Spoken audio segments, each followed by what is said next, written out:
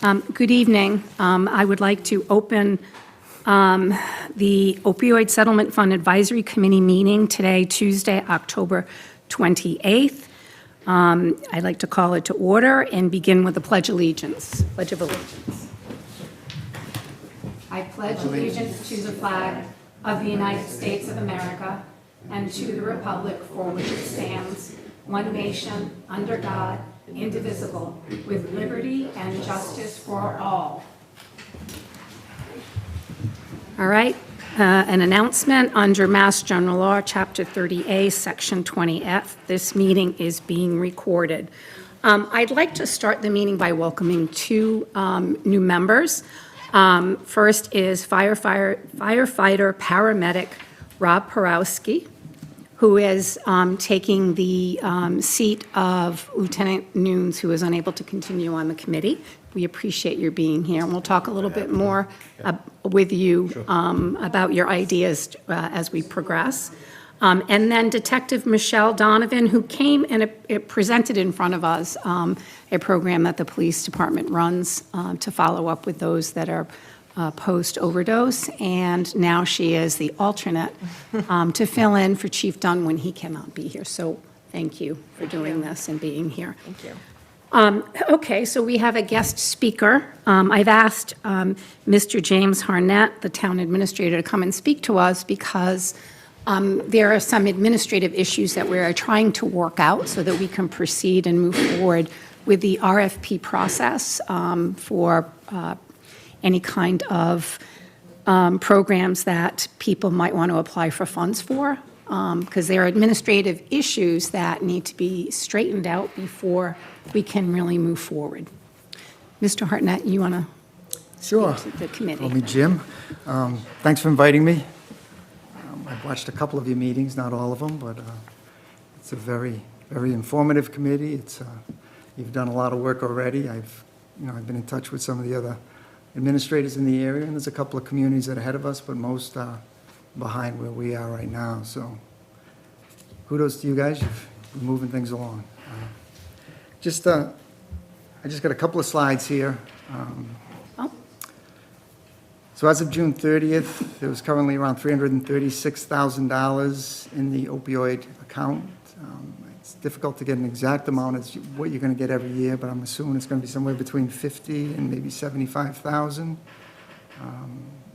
These funds are multi-year funds. They're restricted dollars. There's requirements for any expenditures, and I think you guys are well aware of that, but these expenditures have to be monitored throughout the process. Local coordination and administration is essential. With all grants, with all funding types, it can get complicated. In order to keep track of the funding, invoices, reporting, monitoring the people that you award the contracts to or the proposals to, all have to be followed. And we get audited yearly on our financials here in town. These grants can get audited as well, either state or federally. So you got to make sure that everything is done and done right. And with each grant, with this one, it's the abatement trust, but the state audit is involved, procurement process is involved, and everything you want to procure. That's state procurement. They may have their own requirements as well. You got to monitor the contract going throughout this process. You need to track the spending. There's outcomes that you want to monitor with your awardees as you go forward. And there's compliance guidelines that have to be met throughout the process. So there's more to it with all these grants. I always say the easy part is getting the grant. They used to think that applying for these grants was the most difficult part, but once you get the grant, administering them, following the requirements, and closing the grants out is time-consuming, and it's a burden on the staff that's doing it. My recommendation to the chair was to have some type of staff here in town that would be the point person for this program. You want somebody that can coordinate the program, manage the grant cycles, the contracts, and reporting. You want a community liaison that is available not only to the committee but to the public. If somebody calls up and has a question about the funds, who do we send them to right now? Who are they calling? If they call town hall, they'll probably get bounced around to 3 or 4 different departments, and then once they get up to us, we'll tell them, well, this is a committee, you can go before the committee, and, it's not really the best way to approach it. If we had some staff or a staff person, point person in town, we could direct them to that person. Again, data management, you need to track the outcomes, maintain compliance documentation. All these things are time-consuming. Staff could support the committee, right? Post agendas, make sure the agendas are posted, make sure the minutes are done, follow up on your ideas, follow up on your concepts, and advise the committee as well as to what the best practices are. And they can check and do the research.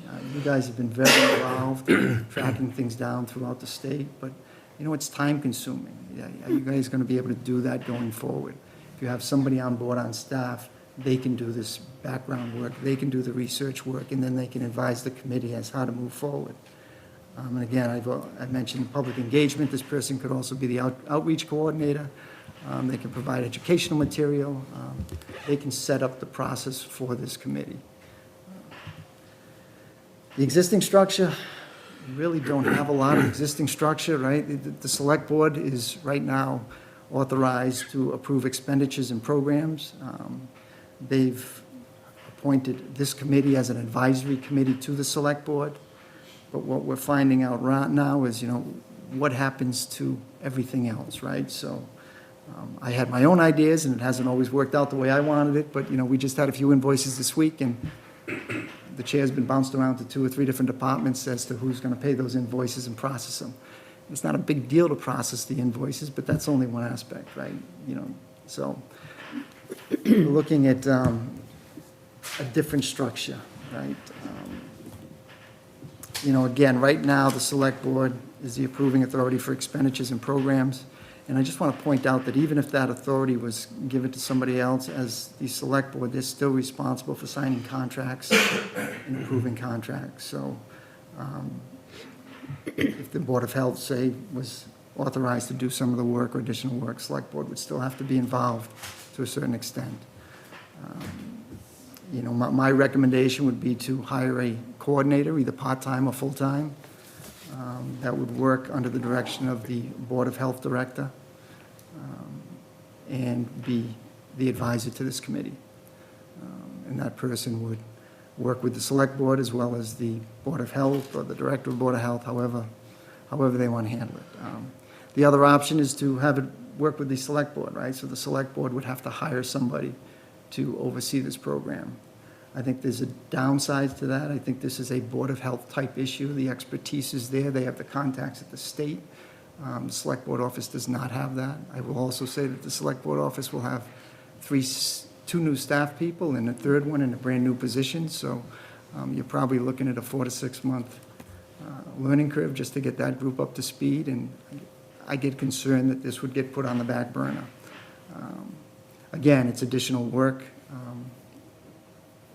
And, everybody's busy right now. Every department's busy, so I understand why there's some reluctancy to take on some of these responsibilities. But it's not just here in Westport. It's everywhere. And as I talk to different administrators throughout southeastern Mass, they're running with this differently, right? Some have just kind of put it on the shelf.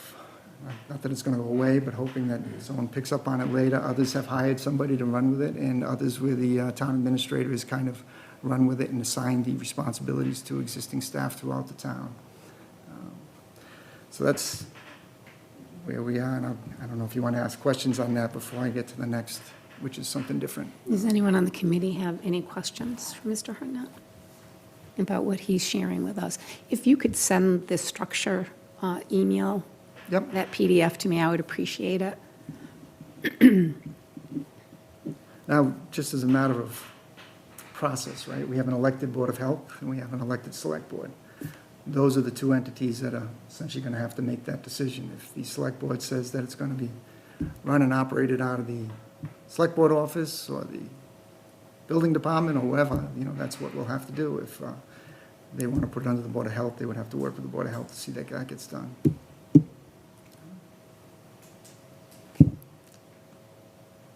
Now, on another note, and I passed this along to the chair last week. Right. I had a meeting with Michael Borg. He is the town manager of Attleboro. He is requesting $7,000 from the opioid settlement funds as part of a $150,000 commitment. He's working with RISE, who has agreed to match the $150,000. That money will be used to develop and expand programs that provide treatment for opioid addiction, not addition, among incarcerated individuals in Bristol County. It's just something, this committee could consider. I told him I didn't commit to anything. I said it would have to go through the committee, and right now the select board, he's looking for some type of commitment by November 7th. He realizes that some communities will not be able to move that quickly, and, I think there's enough funds in his pot of money to offset some of the costs, but he is looking for support. If he could get a letter of support or a possible letter saying that the committee may be interested and they're going to look at it over the next couple of weeks, that may be enough for them to get started. I have been in communication with him, both by email, and I called him, and we've had a discussion about it. And I have it on our agenda to discuss at the end. So I appreciate your bringing that to the committee's attention as well. That's all I have. Okay. Are there any questions or concerns that the committee has about what's happening right now? Because this process, our process of posting an RFP to get bids or requests for funds to start programming is being held up because of the administrative pieces that need to be ironed out. So I'm just wondering if anybody on the committee has any questions about that while Mr. Hartnett is here. That includes you, Bob. Bob is a man of much wisdom about all of these processes, so. So as far as the RFP goes, from my standpoint, if it's something that needs to get out, we will work to get it out. I had some questions on the formatting of it and how to word it differently to get what you're looking for. There's also some different procurement processes that go along with some of the uses that may apply to this request for proposals that are more lenient than the state requirements, so. Yes, are you aware of that? I think it's 30, let's see, Chapter 7, Act 23 talks about the funds and the procurement process is a little more relaxed. A little more relaxed. And I guess one of the questions I had, though, was it relaxed for everybody that would submit a proposal, or some of those proposals qualify or have to comply with the other requirements based on what they're doing, so. That'll be easy to iron out with, because I've been in communication as well. I did a Zoom meeting with the Department of Public Health, the people who are responsible for the opioid funds.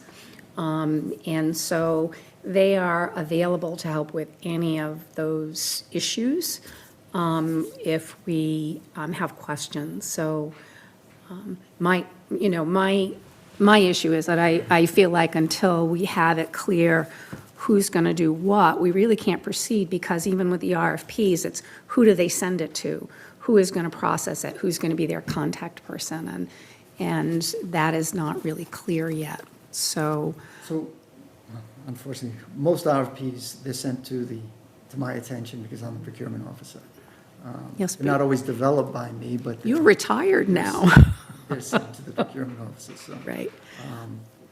But developing the RFP is the challenging part. Yeah. In order to develop a proposal that gets you the responses that you're looking for is, and this is kind of a broad proposal, right? It's not, we're doing street work, we know we want to, put down 200 tons of asphalt, and what's it going to cost us, how do you request and get what you're looking for and be able to do a comparative analysis with the proposals that are submitted. But it can be done. It can be, and Ms. Matt Armendo has also looked at the RFP, and he made adjustments to it as a suggestion as well. So my concern is I don't want any, if we're going to begin to do this, it should be as smooth and as possible. And that because of the administrative issues, because you are officially retired but still working until a new town administrator has been hired. We've had, 2 other positions that are orienting to their new roles in the administration.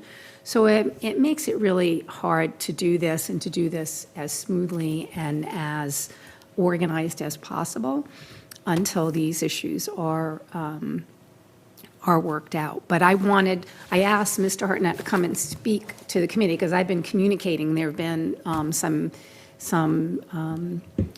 slowing down of the process and that I've had several meetings, which I'm going to talk about later. But I don't want us to put something out there and then us not be in a good position to carry it forward, right? So I appreciate your being here. I would say the only other thing I would suggest, and you've probably already done it to a certain extent, is just develop a budget. How much you want to put towards the RFP process, how much you want to put towards locally funded projects, how much you want to put towards staff time, incentives. There is a limited amount of money, and it can go quick. It can, but with Mosaic, with the RISE matching, there may be some programs that, for the long term, that we may be able to get funds and only provide half the funding, and they augment with the other half. So those are some of the things we're looking at. But you're right, we do need to look at how much we are wanting or expecting to spend for administrative support. The Department of Public Health said they know that each municipality may have to hire someone, and they would actually prefer that they have someone hired that is working specifically on these issues in the municipality. So that's one of the things that the Board of Health has been talking about doing, but I think we do have to talk about how much. One of our members is concerned that we spend too much money on administration, administrative costs. That's one of the reasons why we haven't hired a company to do a community assessment or get community input, that we've been doing it, right? We've been doing the work to hear from community about what they want, rather than spend, it was, I think, $100,000 that Fall River spent to have, but they're getting much more money to do that work and present a lovely package to the city. So we're really trying to be mindful about not spending a lot on administrative costs, but getting programming in place and supporting the community. So, But only stress the value of having somebody Yes. available that Yes. can help you guys work on this. yeah, so we have someone at the Board of Health that is that presented, the first meeting that we had, Olive Wachurski. She's the one who spearheaded the committee. She's the one who spearheaded, let's look at how we can use these funds in the town, and this is her background. She worked in Rhode Island and did all of this. So we have someone that could potentially fill that position within the town already, that's already employed in the town, but we would have to look at how much time and what funding we would want to provide for that. So those are some of the things we have to talk. I'm hoping to have maybe the director of the Public Health Department, Matt Armendo, come and speak to us about what his ideas are and how that would get implemented and what kind of funding would be needed. And can I ask a question about the Board of Health? What is their org chart? How are they structured in terms of employees? Well, you have a Board of Health, Yeah. the elected officials, and the director. And one director, and that's it? One director, and he's responsible for animal control, transfer station, all public health issues, the town nurse. There's one more. So there's multiple, and the public health issues have to do with all the eating establishments, any other things that are happening in homes, like hoarding issues, and there's a multitude of issues. But And this woman that you were speaking of, she's employed, Olive Wachurski has a master's in public health. right? She was hired to be on the collaborative, to be the coordinator of the South Coast Public Health Collaborative. Okay. And this is funded by the state. They have funds where they want multiple communities to join forces, share resources, to meet the public health needs of the communities.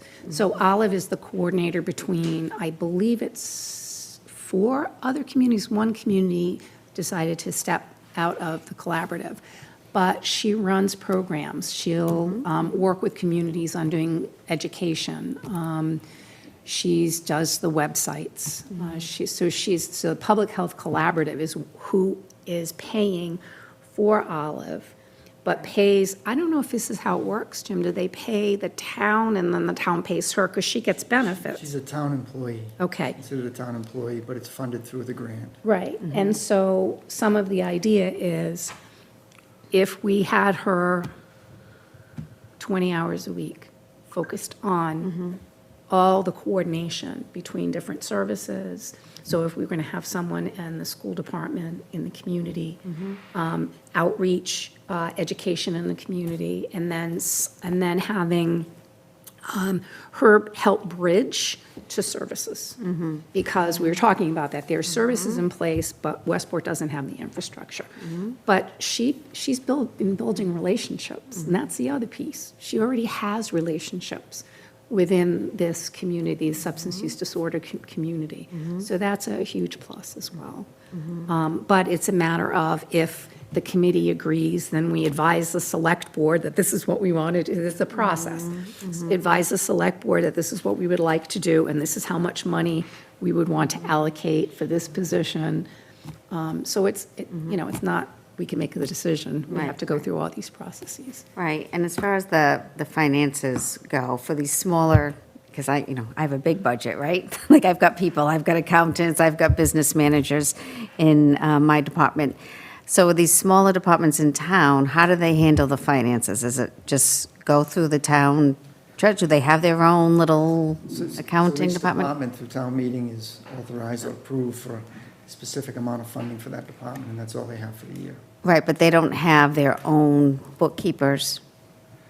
Or is it all centralized? So, Where I have my own because, question, yeah. right, because So we're we so have large. our own account, we have the town accountant. We have the Town treasurer, accountant, so yeah. they handle the stuff, but as far as the bills being processed, Yeah. each department processes their own bills, submits them to the town accountant for payment. Each department does their own payroll. Yeah. Submits it to the town accountant and to the treasurer's office for close out of the payroll. So each department kind of functions almost independently on Okay. a lot of the items.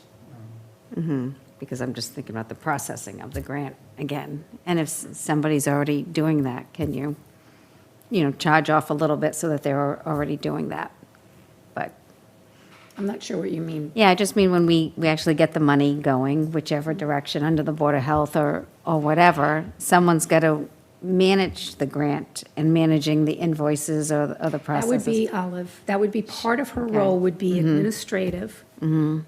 And then also, if we have programs running, that she is the go-to person. She's the person who would then be also evaluating, but she'd be reporting, the idea, the concept is, that she would also work with and report to us.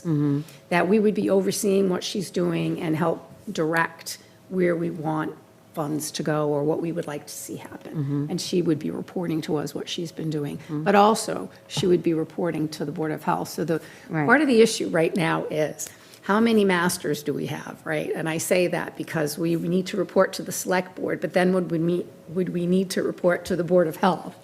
And so I'm hoping to streamline it so it's not going to be as cumbersome in terms of how many processes we as a committee would need to go through to apply these funds where they're needed.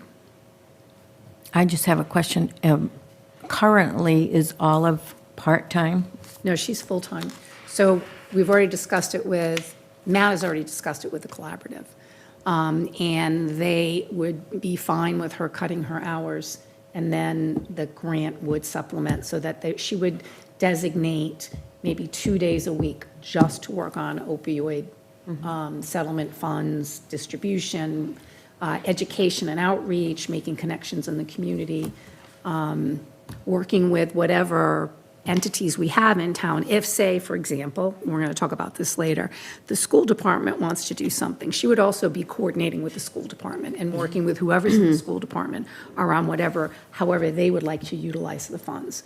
So she would be the center, part of the center of the hub. We would be part of that as well, but people would report to her and email her and call her, and then would be reporting to us, and then we're going to report to whoever we need to report to, right? It's very cumbersome. Yeah. I understand, that it's a process needs, but we just need to clarify some of the who's going to do what. And I think that's where we're at right now. And he's retired, but he's still here. I know, yes. Which I appreciate greatly. But I asked him to come because I just want you all to know that this is stuff that I've been working on behind the scenes. It's not just I come to a meeting. I've been having all these meetings to try to straighten this out and make it as easy as possible on everybody, But We've had quite a few meetings with the chair over the last. we have, but thank you so much Oh, for thank coming. you. Any other questions before Mr. Hartnett goes home? Nope, we're going to let you go home. Right. Thank you. Thank you, guys. Have a Thank you good so night. much. Thank you. Okay. All right, so next on the agenda is the approval of minutes. Even though we have two members who are not part of the meetings, my understanding is that you're still able to vote on approving minutes or not, but I'm going to ask if the two people who were in the meetings for August 9th, were there any questions or concerns about the August 19th minutes? No? Motion to approve? Okay, so can I have a motion to approve the August 19th minutes? Motion? Second? And second, okay, all in favor? Aye. Okay, all in favor, good.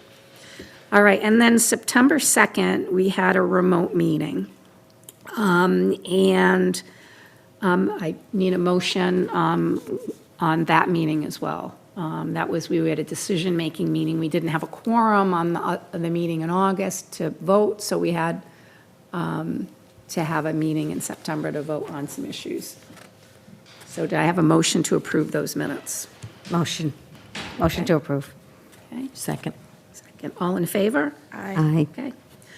All right, thank you. All right, now, member updates and reports. So, as I have on the chair, all the meetings I've had. I've met with the Select Board to get approval for the advancement of the RFP. In that meeting, the Select Board said that we could move forward, but some kind of an agreement needed to be made between the Board of Health and the town administrator on how to proceed. And this is part of where we're at a deadlock. It's not really clearly defined yet. So that part of my goal is to have hopefully the Board of Health, which I'm a part of, and the Select Board have a discussion about how to proceed. I've had lots of meetings I had met with the Select Board, the town administrator more than once, and the Director of Public Health, and this has been a topic in our Board of Health meeting.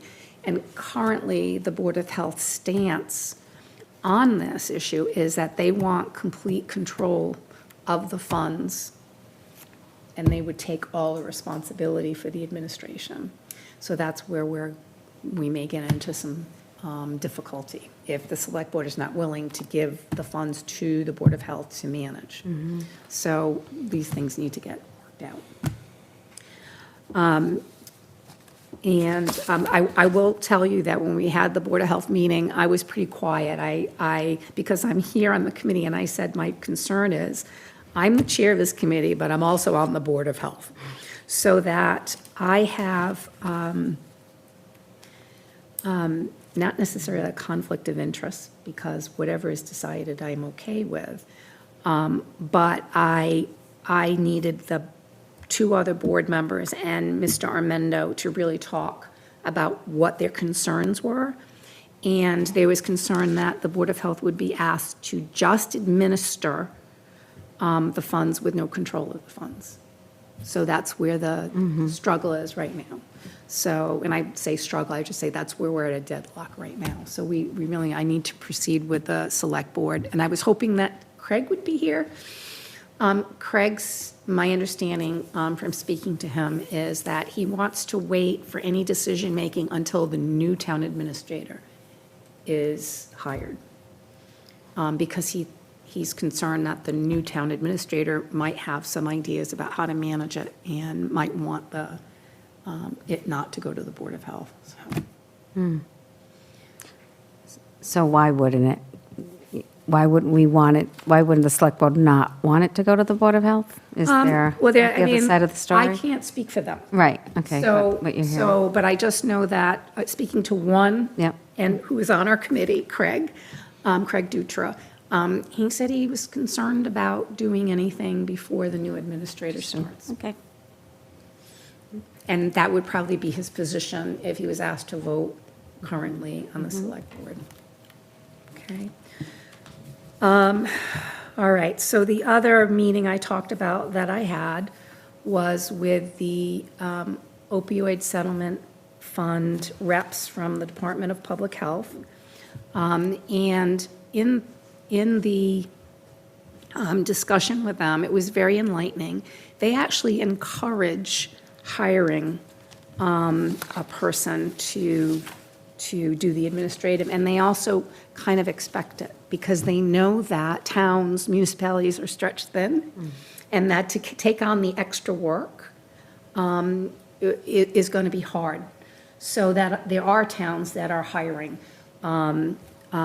individuals to do the administrative plus other things, not just managing the books, but the education and outreach. So in the discussion with the DPH, they did suggest appointing someone to manage the funds and allocating FTEs for the position. They also indicated that the legislation allows town administration to authorize funds without select board approval.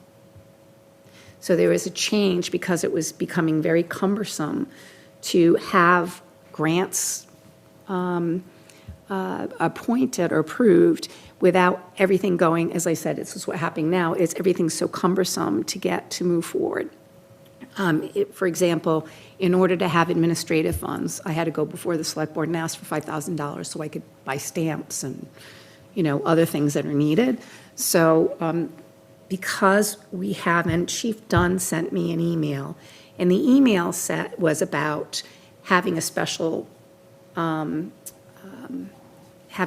fund or a special account. We already have that because it was voted on in the town meeting, the last town meeting we had, to take these funds and put it in its own account. So it's not part of the general fund. So that's one of the reasons why that helps to loosen up the process of spending and allocating the funds. And they do recommend that the health department be in charge of the funds. That's what they recommend. So that is going to be something that I will be speaking again with the Board of Health and also with the Select Board when that time comes. So, and we were also talking about the process when you do RFPs. So you have to do this competitive bidding and all of this stuff. You don't have to. If it's within the town, if it's already within, like, programs to say the police department wants to apply for money, or the fire department, or the school department, it doesn't, we don't have to go through the same intensive process. There still has to be some request, formal request, and a reason for it. So that's another thing that we have to, but that information is available online, and I actually I could forward it to everyone. There's a video and a PowerPoint about the allocation process. So, and as again, the Uniform Procurement Act gives some leeway, so we don't have to do the same procurement, but the town can opt to do the 30B, which is the more detailed. So again, another procedural administrative thing that we have to address. Are there any questions about that? Okay. So enough, and the other thing on my agenda is the financial reporting. So I gave you all the report that I filed. This time it was not that difficult because there wasn't a lot to put on there, right? So if you look at the, Bob, would you like one? Let me pass it. Pass it down. In the first part, it says the opioid abatement projects. We haven't had any, so I didn't have to do anything with that. But they asked for more detail on that. And as you see at the top, total funds available, they have a rubric which you don't have to even figure anything out. I couldn't get access when I went in to do it, so they gave me access. And they have right at the top how much money you have. And then as you put in what you've spent, it's already deducting it. So I don't have to do any math, which is wonderful. So as you see, it asks for some specific questions, like any ideas about how you want to spend the money in the future, what you spent on. So the first one is Robert Barboza, our wonderful clerk here who's taking the minutes, what it cost for his participation, what it costs for things like at Staples and a sign that we have, the mailing that we did. So the total amount for the people who may or may not be watching is, for the fiscal year 2025, we only spent $492.54. And we had received, I think, $56,455 was our disbursement for 2025. It's at the top. And we are currently at $324,586.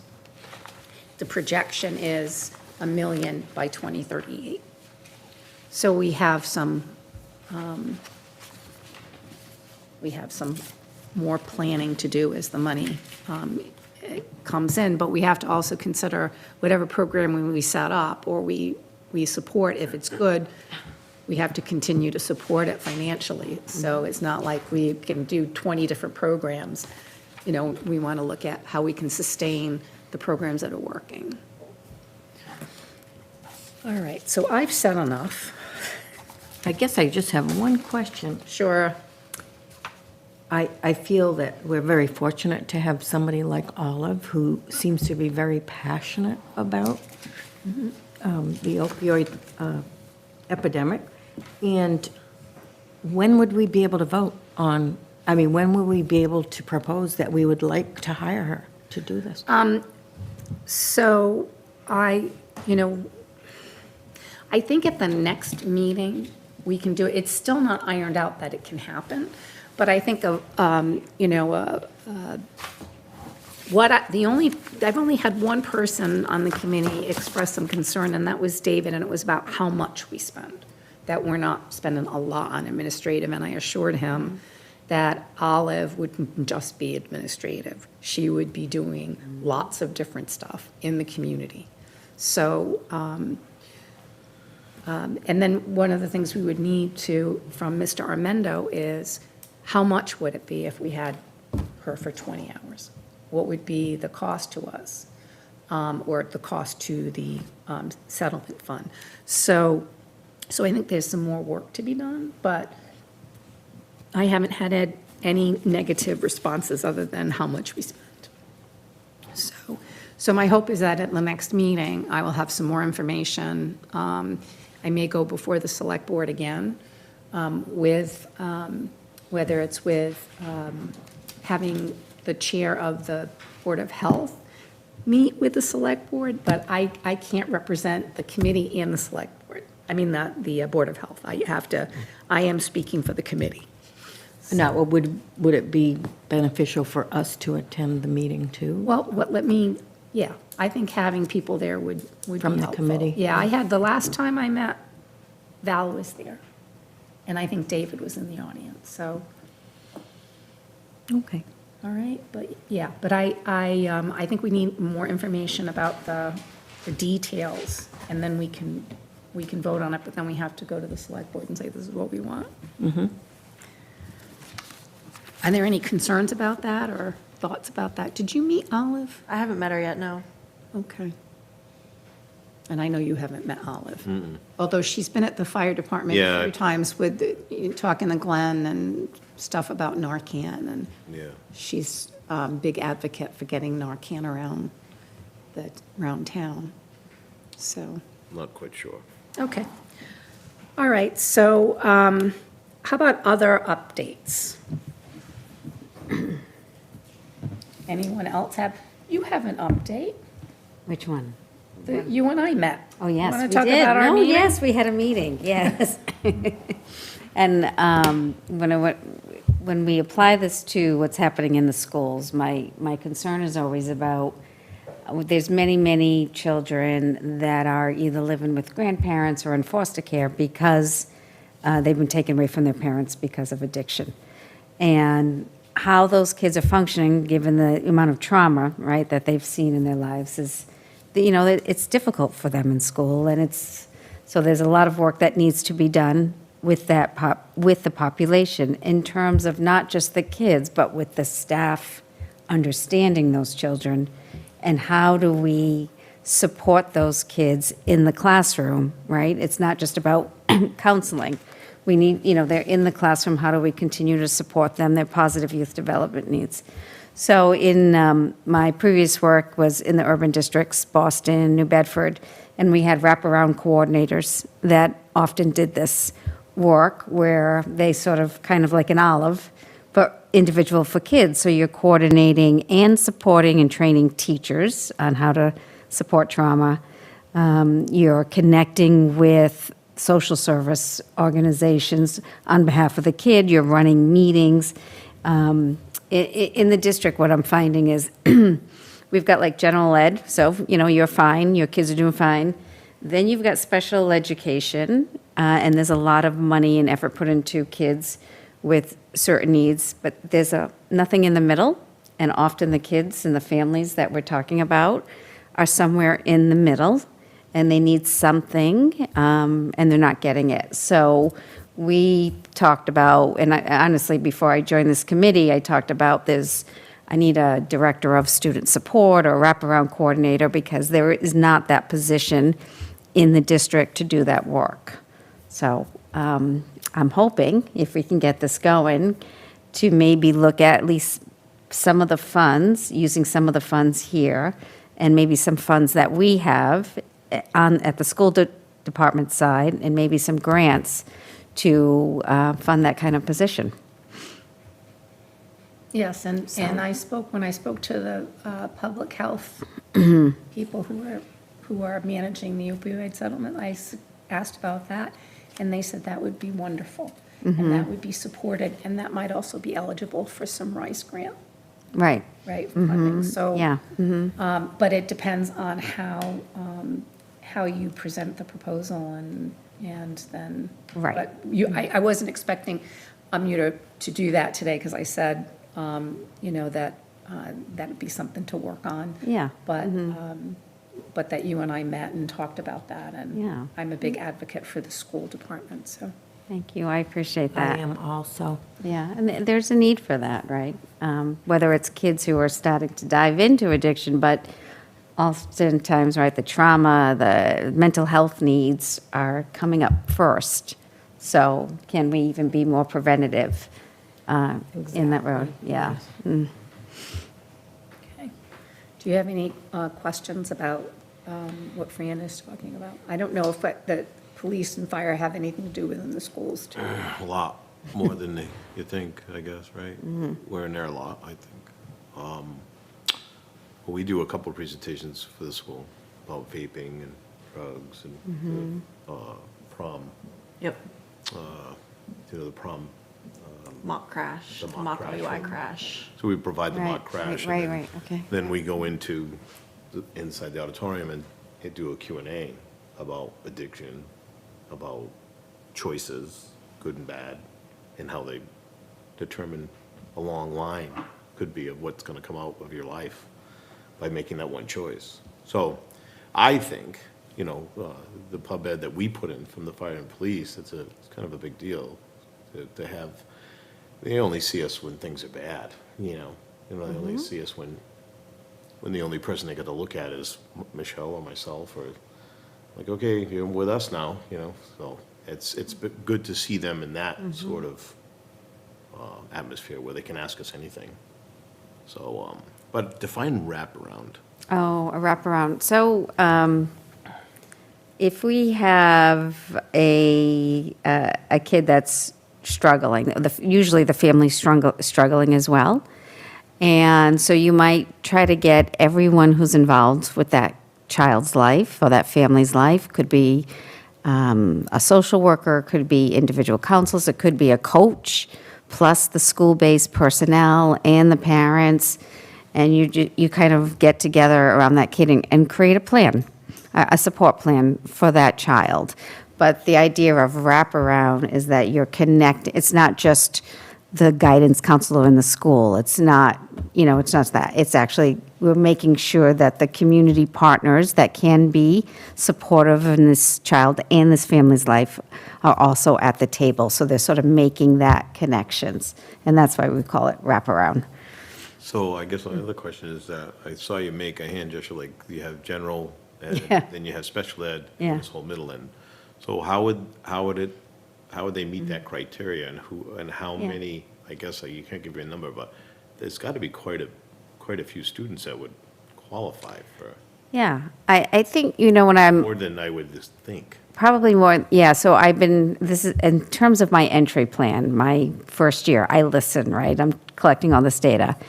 And I had a really interesting conversation with a high school teacher, and she's like, there's a group of kids that it's like, this is not working for them, where it's like, trying to fit a square peg into a round hole. And what are we doing for them? Well, they're getting the kids now in high school, and they're behind on, they're not reading well. They've got social, emotional issues. But it's cumulative, right?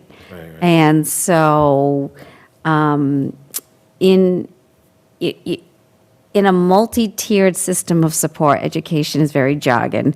You have like tier 1, you have tier 2, and you have tier 3, and then you may have like special education. So it's this middle piece where we put some things in place that if a kid is struggling, we start with an intervention plan prior to putting them on an IEP or sending them out or suspending for sure, right? All of those issues. So it's like a system, a tiered system of support that needs to be put in place. I like that idea. I do too. Well, and if you look at the abatement agreement, it's much more flexible when it comes to kids. So it's not just about identifying someone has a substance use disorder. It's about mental health issues that could lead, or family issues that have to do with substance use that are adding increased stress on kids. So there is much more flexibility in how we utilize those funds within the school department. And we do know that there are a number of grandparents that are raising these grandkids because of substance use disorder. And so when Fran and I met, we also talked about creating a questionnaire that would go out to all the parents and students to see what kinds of things that they think are missing that would be needed, and that if this position is created and supported financially by various entities, then how is that person going to fill those gaps that people are identifying, or kids are identifying, or the teachers are identifying? Right? So that would be something that you and I. Yeah, I mean, I'm informally asking it as part of my entry plan. It's very interesting. One of the questions that I ask is, what are the unmet needs of the children of Westport? So I asked this to parents, or I asked this to both your chiefs, and they said to me immediately, they were like, you got to keep them busy. There's not enough for kids to do after school, right? And so, the kids who are playing sports, that's all fine, but what about the group of kids that just go home and they're kind of lost? So I've posed that question, and I think I get different answers depending on who is responding, right? So if your kid's doing great and, he's the captain of the basketball team or something like that, you have a different perspective. It's getting, though, to the parents that may not be responding to the survey, or I have 2 more parent forums. I've had 4, I've had 2 of them, I have 2 more scheduled, but, so it's interesting. So some teachers will tell me different things. I've surveyed teachers about what are the unmet needs, and yes, there is this idea of mental health coming up and positive youth development opportunities for kids, so. Well, it's interesting you bring up athletics as, they have those needs after school, but we know that a lot of athletes can end up with addiction issues, right? And we know from injuries, and Chris Herron's a great example of that, who spoke at the school. So I am glad that we're having this discussion, and that we're going to work together on this Yeah. to help develop this. So, I think that's a really good point. I think I agree with the not enough for them to do. If you think about, if, we don't examine history or deem to repeat it, right? So if we look back when we were younger, like, there was so much more for you to do than be on your phone or on your Xbox. Yeah. And when you had shop in school, there was meetings for auto repair and metal work and woodworking, and there wasn't just athletics. And now pretty much, I don't know what other programs there are, but there are a few. But then there was so much other things to do, like you would go to the bulletin board and look down a list of things that you could do after school, and it's just not there now. There's some. There's some, for sure, There's but, not, yeah. like you said, you're definitely hitting the nail on the head by saying there's a core, and students with those troubles will lead to adults with those troubles. And that's what, like our part of going to the school and saying, like, the choices you're making now, unfortunately, are going to affect you in the long term, and they don't have, we see a lot of people, and we see a lot of people with how this affects them and their families. A lot of grandparents, like you said, are raising their kids. You go to a house and they're struggling with their own health, and they're like, see these kids are running around. Yeah. Like, oh, do you live here? Yeah. Oh, okay. And these people in their 70s and 80s. So, Yeah. that's a great idea. Yeah, I agree with, tackling that middle group of kids that you talked about, because I talk to people all the time. I go out into the community after post-overdose. That's what I do. I go out whenever there's an overdose. I don't know if you know a lot about the No. program that I'm in. No, I don't. So basically, anytime that there's any type of mental health issue that the fire department or the police department responds to, or an overdose, or any type of alcohol, anything, I go out with a clinician, myself and Officer Mike Chicka, we go out with a clinician on Thursdays, and we meet with the family, we meet with the person who had that incident, whether they're there or they're not, we still try to talk to someone. And if they're not there that week, we go back the next week. We keep knocking on doors till, some people don't want to answer the door, that's fine, we leave them alone eventually, but, you never know, there's going to be that one day. But a lot of the time that, when I'm talking to these people who have substance issues, I'm like, when did you start using, or when did you start drinking? It's always in their teens, you know what I mean? It's always young, and it just builds and builds and builds. So I think that idea of tackling it in the schools, I think that that's awesome. It's going to prevent a lot in adulthood, so. I think that even, to spring up on what Michelle said, is that as a paramedic in this town and other towns I've been a member of, New Bedford, Fall River, all these other areas I've worked in the past, if you think about the dynamic of first responders, so you have an overdose, we go, they get treatment, whatever happens from there. Once they regain like alert consciousness, there's a moment in time that we have them alone, where I like well, not that I like to call it, but I call it the fall from grace. We say, like, where did this veer off?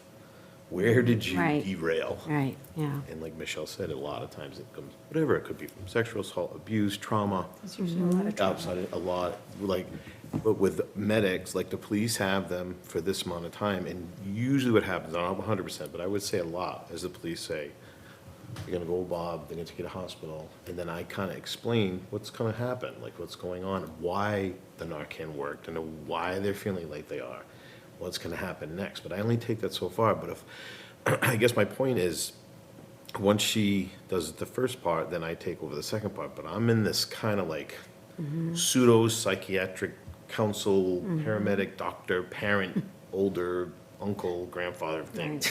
Where- You wear a lot of hats. yeah, like all these hats that I have to wear for this person, because you have to be able to fit all that, and then, but if you can get to them then, that's where they have had a lot of those that say like, oh, I listened to what Bob said, or I listened to what Michelle said, like, because if you can get them then, sometimes the stuff bounces off them, you know, that they get into that process, which I hope this committee is what we're trying to eliminate, that vicious cycle and circle. That's right, We're- yeah. And- Yeah, we are trying to do that. And Yeah, get them that's- young. Yeah, I Yeah, see it all the time, and it's when they're young.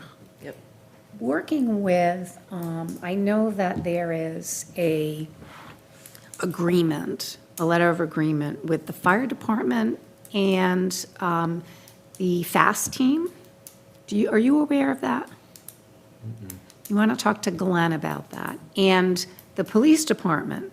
Can you address what the FAST team is? Yeah, And yep, I have a little, so I met with the FAST team last month, myself and Officer Chico, we met with Nikki and her team. So FAST stands for Fall River Addiction Support and Treatment Response Team. So I actually used them yesterday. Bob and I took a gentleman to the hospital who had used a substance. Turns out it wasn't the substance he thought it was going to be, and he was having a reaction. So took him to the hospital. On the way there, I called Nikki's team. I'm like, hey, I have someone go to the hospital. Can you give me one of your coaches, or can someone respond? Because usually they'll come right to the hospital.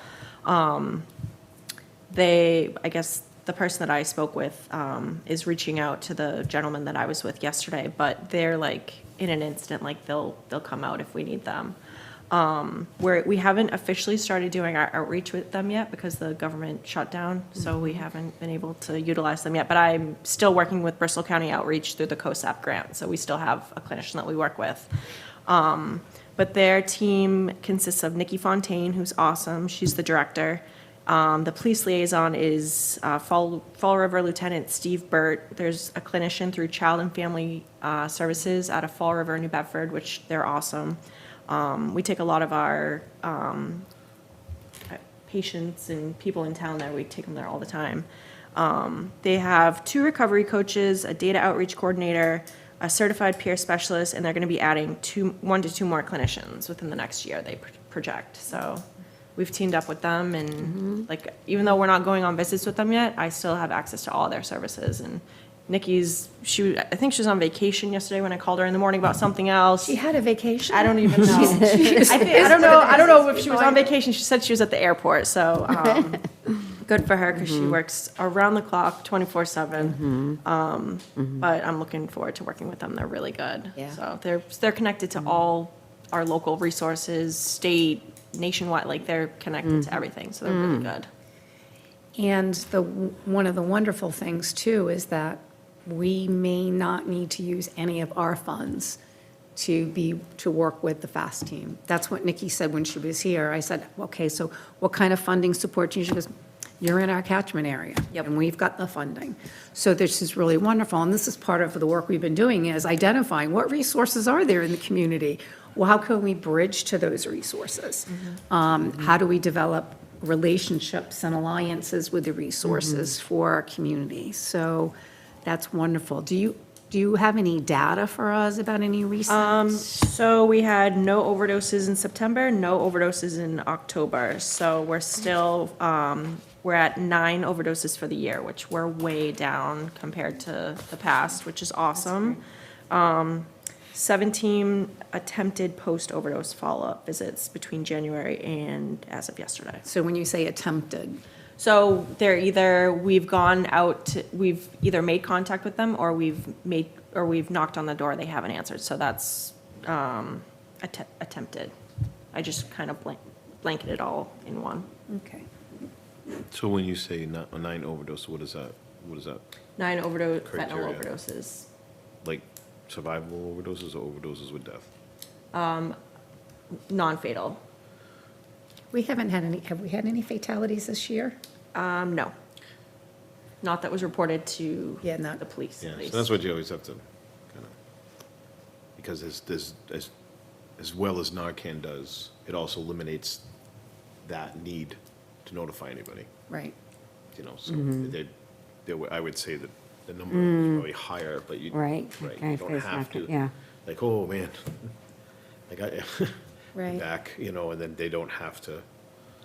Report Unless it. they get sick or something, and then the other person panics, and then they call, and then it's gonna get logged in. Well, that also speaks to how important Narcan is, because these are individuals who might otherwise have died had they not had access, if in fact they did overdose, so. And all the, I guess, criteria I've even seen or read or talked to other,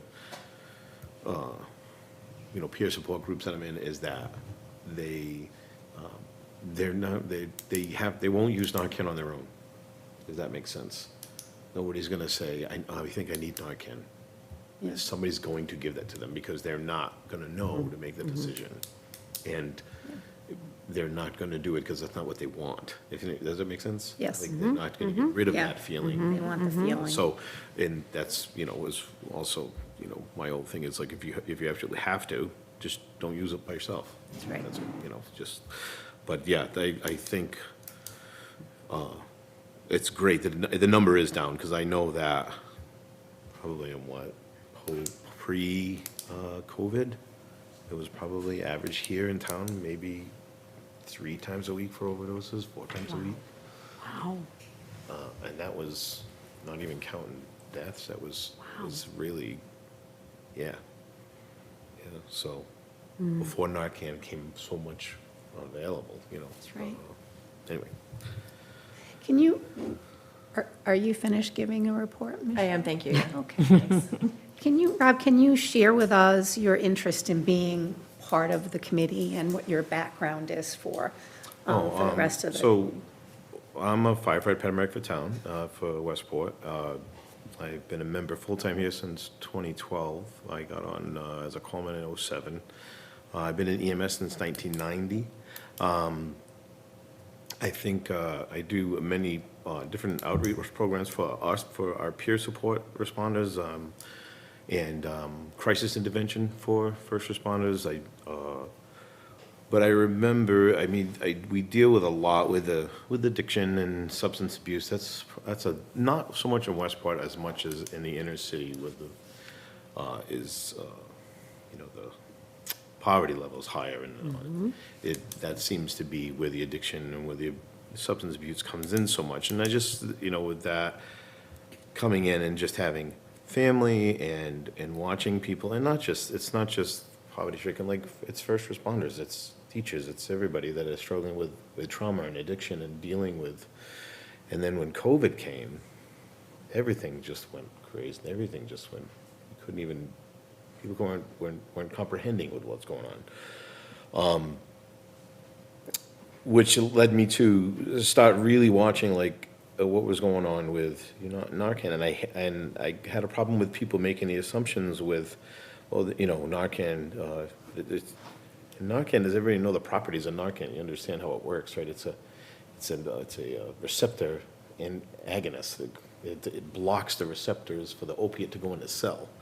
So once the Narcan goes into the body, it enters the cell, and then, to put it in almost layman's terms, it tells the Narcan to get out. The opiate to get out of the cell, puts it into the interstitial space. It's still in there, but the Narcan has now said, get out, lock the door, stay out. So those people who are awake and fine still have the opiate in their system. So as the Narcan starts to wear, they could overdose. So they need to go into the hospital. And the I mentioned that too about the knock-in because my, some of my family, my cousin overdosed and died. And I had to sit there and explain to my family that he had Narcan in the house. I'm like, he's not gonna use the Narcan. Like, and it was very difficult for me to try to make them understand to Michelle and I, it's just like very easy to understand because we see this kind of thing all the time. So that's what made me start to, be more into the addiction part, into the, where are we gonna start? And then I started with going into the school and being part of pub ed. And so we have a program that we have to be certified in before we come in, through the fire academy that we have to go to for 5 days of how to address teens and children. They actually have a kind of a Bible, and they just give it to us and say, second grade, turn to this page, and then you adapt that criteria too. They have it down pretty well. But in order for us to even come to the school, one of the people that come have to be pub ed certified. Okay. And we have 3 right now. So, for us, with peer counseling and having the grin and addiction counseling and suicide recognition counseling, and I just felt that to come here and listen to what are we doing as a town? Where are we're gonna get opiate money. Okay, well, what are we doing with that?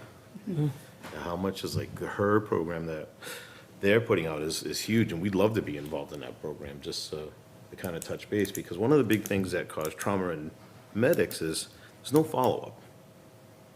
We don't know what happens to anybody unless we see them at Cumberland Farms, and then they're like, hey, aren't you the guy that? What program are you talking about that you? Her Oh. follow-up program. Yeah. Yeah, that's,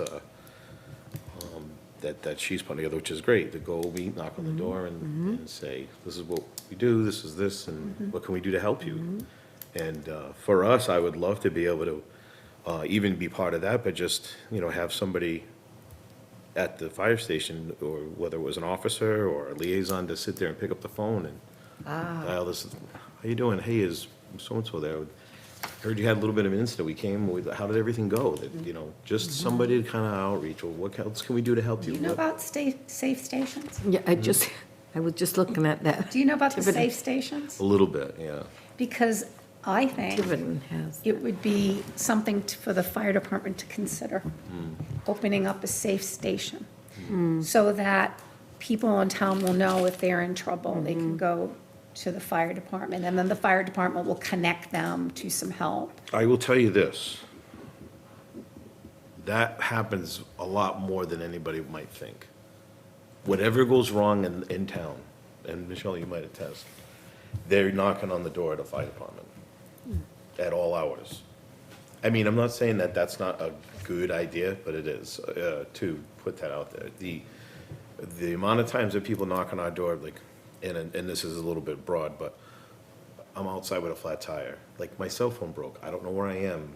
Like, there's a tree down on Main Road. Hey, I just saw this. They don't call the police department as much, because what happens? They pick up the phone.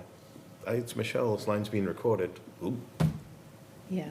Well, the police represent something different, and especially when you're talking about substance use, and substance use disorder, and if someone's in, or even a mental health crisis, to be able to say, the closest place is the fire station, let me go to the fire station, and they'll help me get help.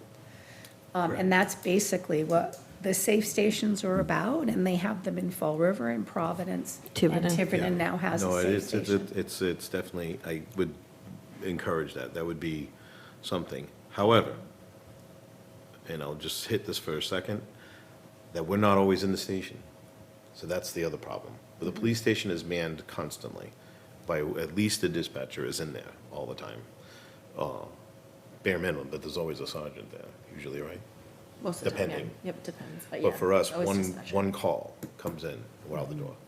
And there's nobody there until somebody comes back in, which could be 20 minutes, half hour, an hour, if the coverage comes in. If the coverage will get there, the station goes unmanned. So that's where the kind of interruption is. Because people nowadays are calling some of the older folks that are in, that have lived there for a long time, will still call the fire station, hey, my house is on fire. Okay, well, I have to hang up the phone to get to you. Like, what do I do? Like, but I gotta hang up. So we always advise, whatever you have, CO, I'm on the floor, and, you know, whatever, it's emergency services, it's not an emergency services. So call 911, and the dispatcher they'll regulate. All right, let me get a hold of the fire department, because all of it comes over our phones for each member. So that's the only hiccup I would see. There would be times but I will say, we do have connecting phones. It's a red phone, and they pick it up, and they can get help anywhere. It'll ring the other station if that one station's not there. If nobody answers, it should ring at the police station. I would ask if maybe you could talk to the chief and see if there's a way that the fire department can get involved in that kind of a Yeah. program in some way. Because when I think of Westport, I think of, well, if somebody's in crisis, they have to go to Fall River or New Bedford, they have to go outside of Westport. And is there a way for us to create something? Yeah, I think that message needs to be more out there. What message? That would, in that paper.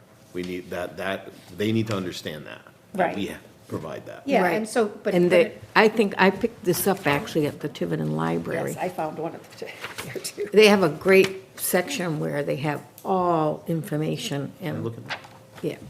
Yeah, you can hold on to it. I Oh, don't okay, need, great. yeah, you can have, because you can even call them I know a and see couple how of they're, those. how it works. Oh, it's the Yeah. police again. See, Is it the police? it's police. We don't want that, no. It says the Let me see it then. Well, they have them in the fire stations in Fall River and Providence. So if that could be something you could investigate, and even like what it would cost if it was going to be manned, having a person there. Like and what do they do if they have the same situations, nobody's there?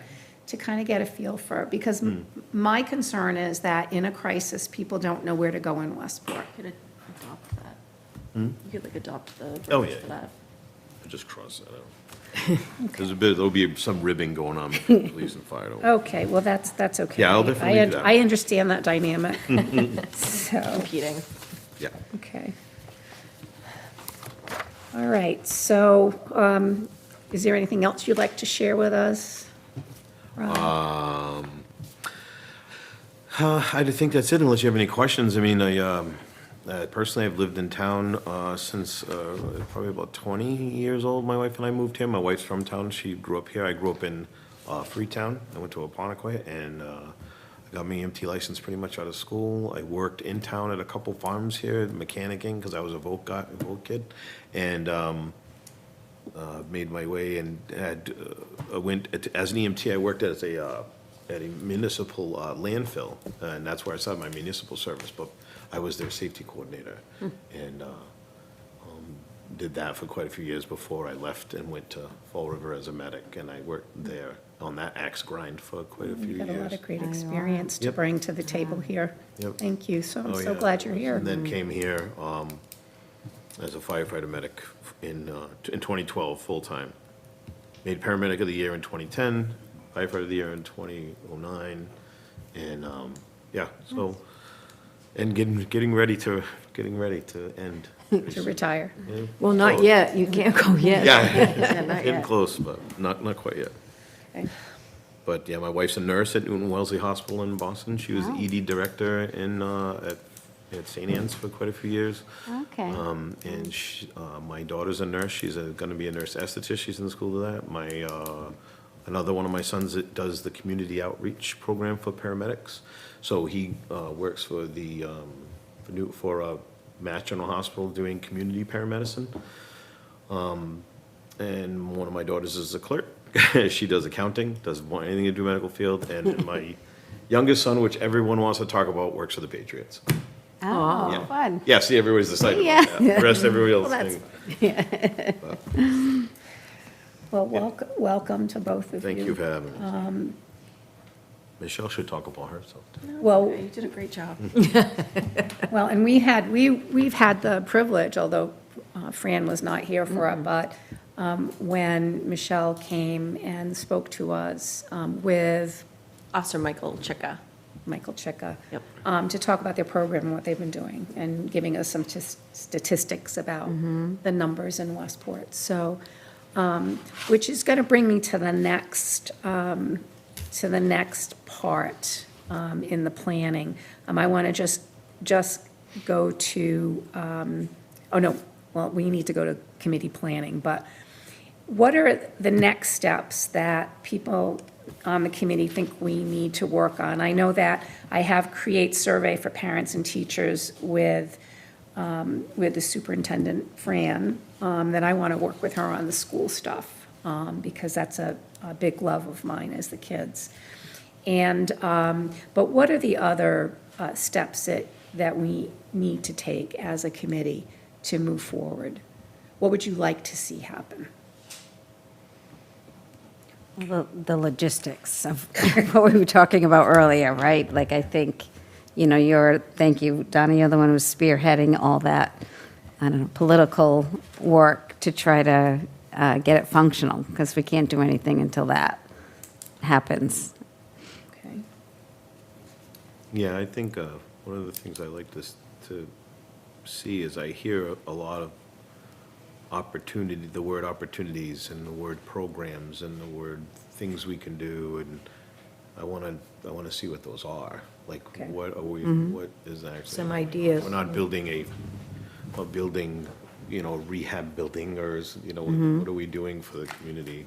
And for me, I want to be able to bring that back to my chief and then down to the crews that are on, because if, like I had said, between police and fire, we're the ones that are out there. We're the last resort call, and sometimes the guys want to know, like, what are we doing with? They know there's opiate money. They know there's a committee. They want to know, One of the things you might do is poll the survey Yeah.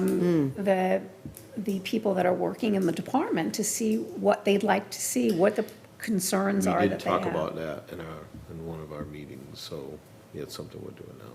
It might even be creating a small survey and handing it out to everyone, but just writing down their thoughts and ideas about what they would like to see done. Because one of the things I put in the municipal expenditure report was that working with other departments has been so enriching. Because rather than create individual things, that there's got to be connections between all of us about how we support each other and what we're doing, what programs do we like to see run, what programs are running. We didn't know anything about the police department's program Yeah, that's a until big Chief deal. Dunn spoke with us about it, and then Michelle came and Officer Chicka. So I think, for me, continue to work on it. So if we talk about the school, then the school said, well, this is missing out in the community. Maybe this is something we can work on in the community. Fire, police, Board of Health can work on something to fill that hole in the community.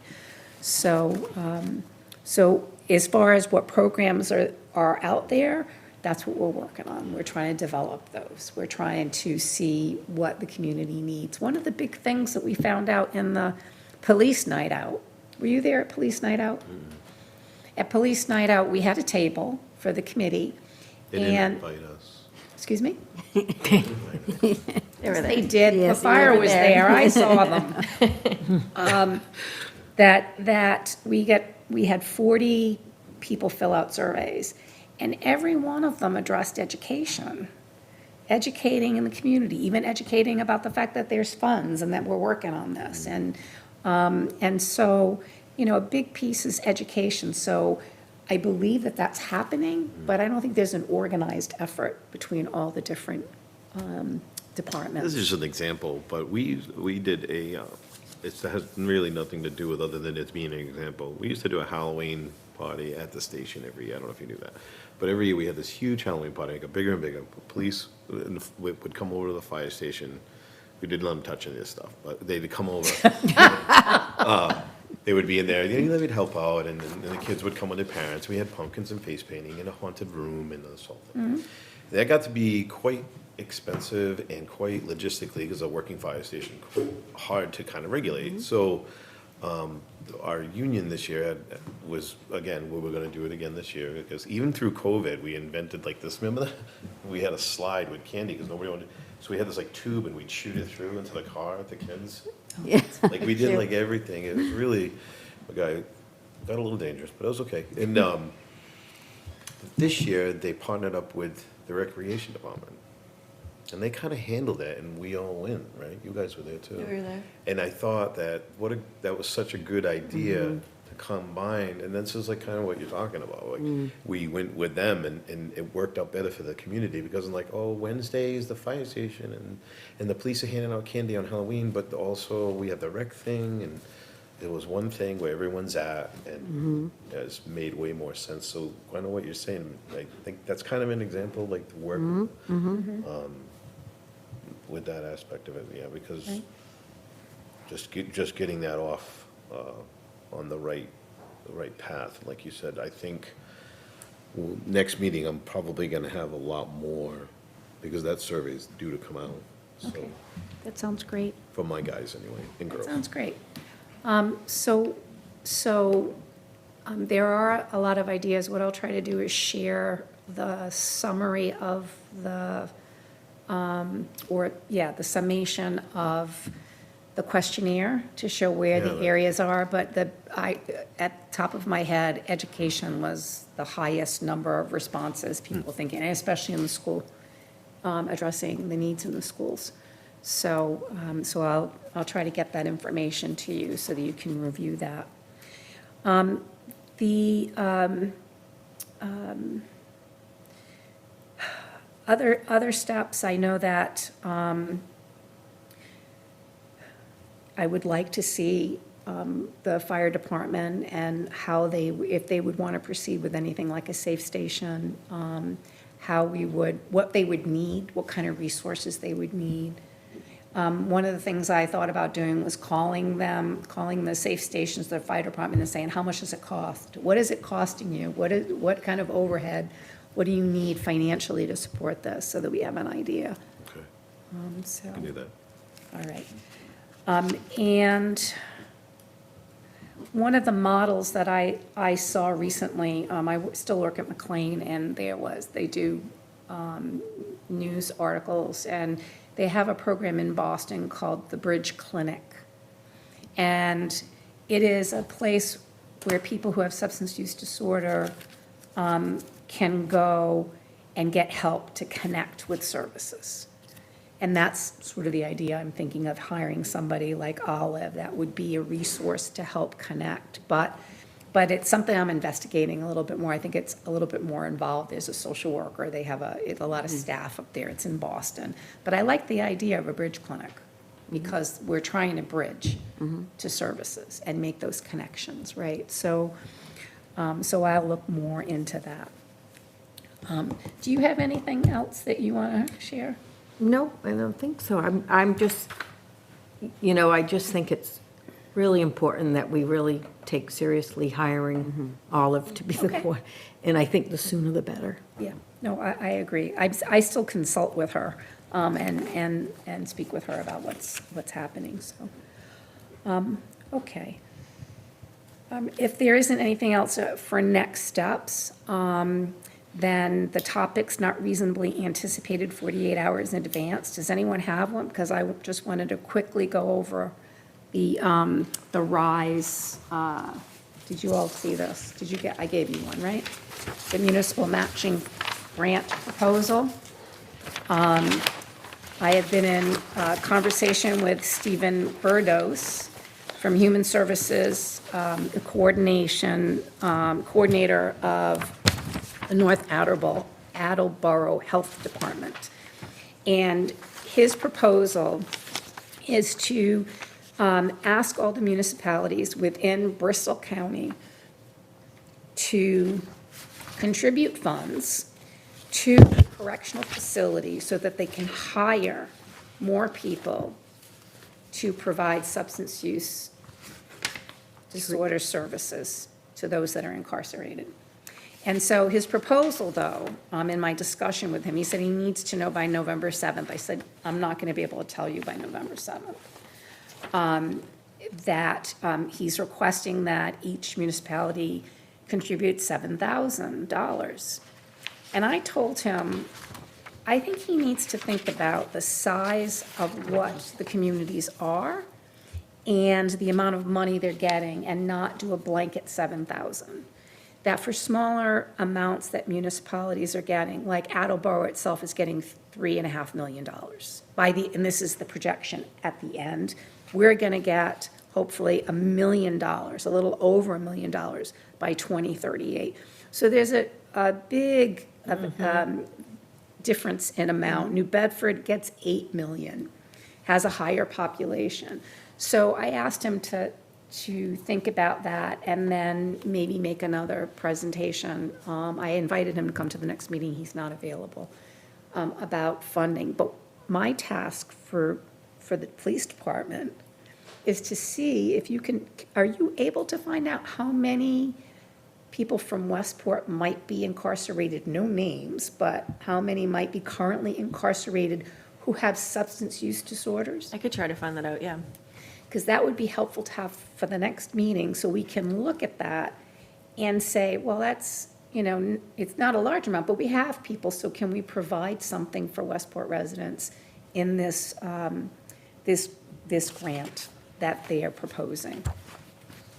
I can tell you now that we don't have nearly as many as, the cities around us, so for 7, I don't know. No, and I think, I can get I think I think that was really a very good suggestion. I agree. Yeah, yeah. I mean, because if you look at, Yeah.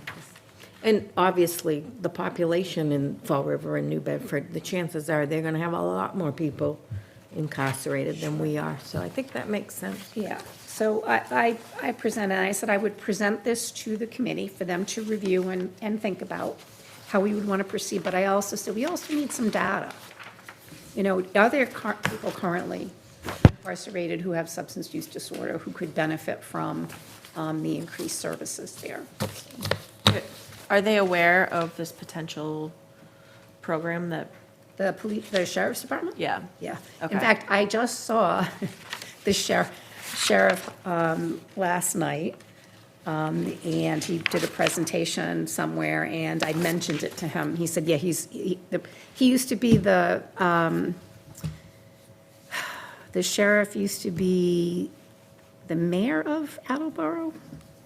And he said, Attleboro is not, he said, oh, North Attleboro. He said, I know who you're talking about. He's already contacted me about this. Okay. Yeah, this is because they know they're not enough, they don't have enough resources, right, currently, and they want to increase those resources. So he's, why am I blocking his name? The sheriff. Sheriff? I can't remember his name either. Then- Thank you. I didn't want to say the other name, that's all. I know. I know, that's what, Haru, yes, knew his yes, name. and he was very informative. They're doing a lot more with mental health services, but he said they have the silos where they have a group, people that are just working on housing, people are just working on treatments, and so that's how they're managing it.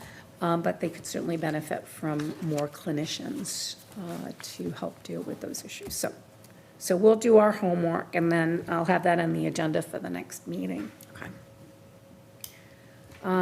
Any other items that you want to bring up before we adjourn? Okay.